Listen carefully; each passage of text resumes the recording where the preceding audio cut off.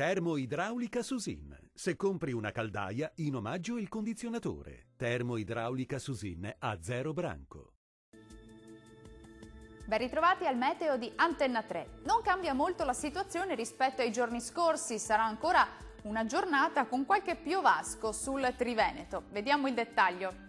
Sul Veneto giornata all'insegna di un tempo lievemente instabile sulla nostra regione, dove il cielo si presenterà irregolarmente nuvoloso. Non sono da escludere deboli piovaschi a carattere sparso, specie sui settori occidentali.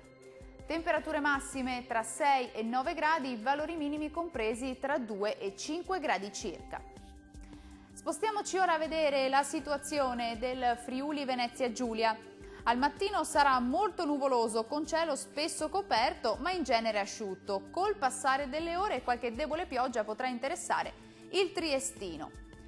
Migliora ovunque entro sera-notte. Temperature massime tra 8 e 9 gradi, minime tra 3 e 6 gradi circa. Raggiungiamo infine il Trentino Alto Adige. Tempo lievemente instabile anche qui, con qualche debole precipitazione possibile sul Trentino, localmente anche a carattere nevoso. Molte nubi sul resto della regione, con locali foschie mattutine sulle vallate di confine. Le temperature massime saranno comprese tra 8 e 11 gradi, minime tra 1 e 2 gradi. Il mare sarà generalmente poco mosso, i venti deboli nord-orientali lungo le coste e da nord-ovest al largo. Dal meteo di Antenna 3 per ora è tutto, arrivederci al prossimo aggiornamento.